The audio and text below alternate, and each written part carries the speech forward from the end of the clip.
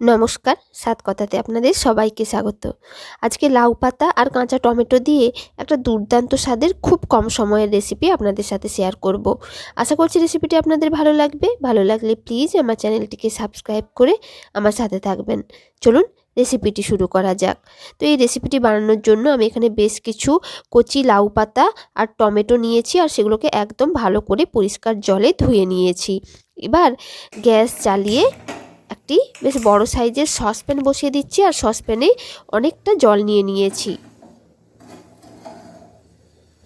দেখুন জলটা ফুটতে শুরু করেছে, আর ঠিক এই সময় ধুয়ে রাখা লাউ পাতাগুলো জলের মধ্যে দিয়ে দিচ্ছি। এমন পরিমাণ জল নিতে হবে যেন সমস্ত লাউ পাতাগুলো জলের মধ্যে ডুবে যায়।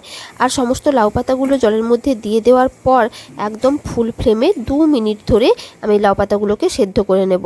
তবে তার আগে চামচ দিয়ে জলের মধ্যে লাউ পাতাগুলোকে ভালো করে ডুবিয়ে দিচ্ছি।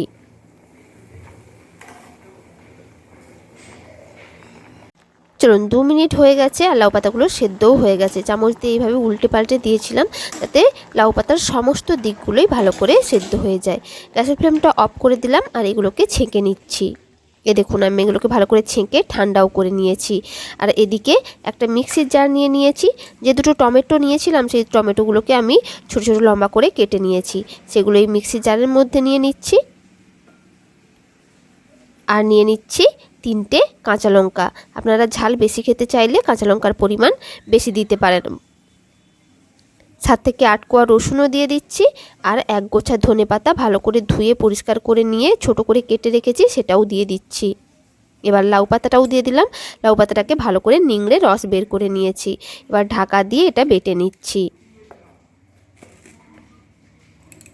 চলুন এটা বেটে নিয়ে চলে এসেছি। দেখুন একদম মসৃণ করে কিন্তু আমি এটাকে বেটে নিয়েছি, আর কালারটা দেখুন কতটা সবুজ। তো আমি আবারও গ্যাস চালিয়ে কড়াই বসিয়ে দিচ্ছি।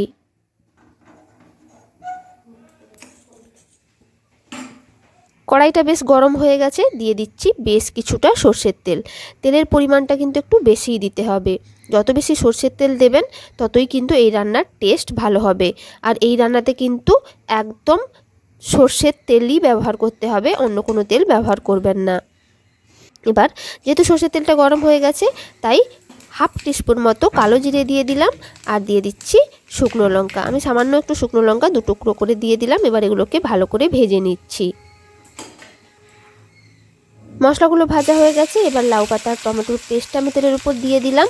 আর যেহেতু মিক্সিতে অনেকটা পেস্ট লেগে থাকে, তাই ভালো করে মিক্সি থেকে মুছে সমস্ত পেস্টটা তেলের উপর দিয়ে দিতে হবে।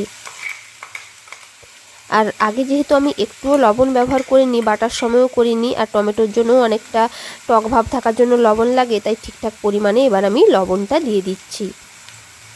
আর দিয়ে দিচ্ছি সামান্য পরিমাণ হলুদ গুঁড়ো, যাতে কালারটা একটু এনহ্যান্স হয়।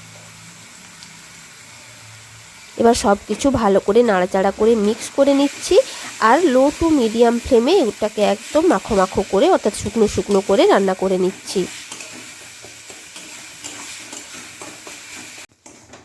প্রায় 7 থেকে 8 মিনিট ধরে এইভাবে কনস্ট্যান্ট নাড়াচাড়া করতে করতে আমি এটাকে একদম শুকনো শুকনো করে রান্না করে নিয়েছি।